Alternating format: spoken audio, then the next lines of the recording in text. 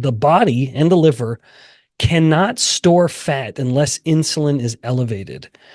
Ultimately, while there may be an acute accumulation, depending on other stimuli that we'll talk about later, specifically fructose and alcohol, that fat won't linger unless insulin is elevated.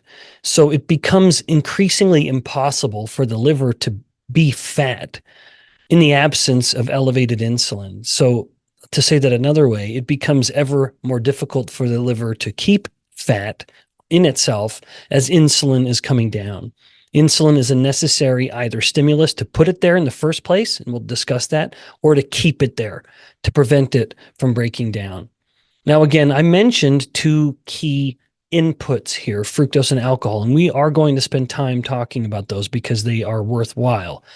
Alcohol does matter, and as much as we've been framing this from the non-alcoholic side, we're just going to generally discuss fatty liver disease, because even the alcohol component is a component of nutrient metabolism. So that would still technically fit within this new definition of, metabolic dysfunction associated fatty liver disease, or whatever it's technically being called now.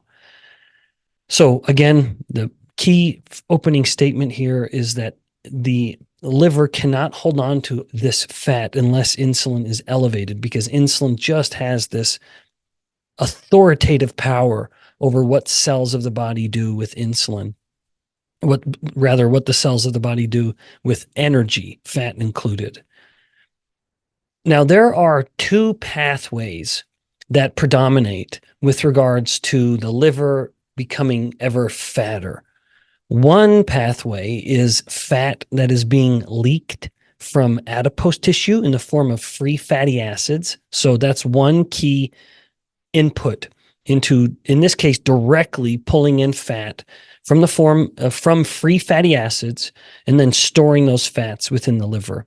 And as I alluded to already, and indeed in previous episodes, anytime you are talking about free fatty acids, you are talking about fat that is being broken down from fat tissue through the process called lipolysis.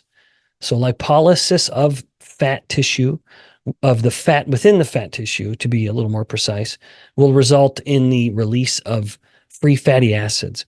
And then those free fatty acids are going to flow to the liver, and then the liver can readily pull them in and store them. With the other source of fat, which is the liver making its own fat. That is a process called, within the realm of nutrient biochemistry, denovolipogenesis. So basically making fat from scratch within the liver. And this happens from excess carbohydrates. Essentially, if the liver has filled its glycogen reserves, then, so its stored form of glucose, then the liver, and that's a about 100 grams or so, depending on the size of the liver and the individual.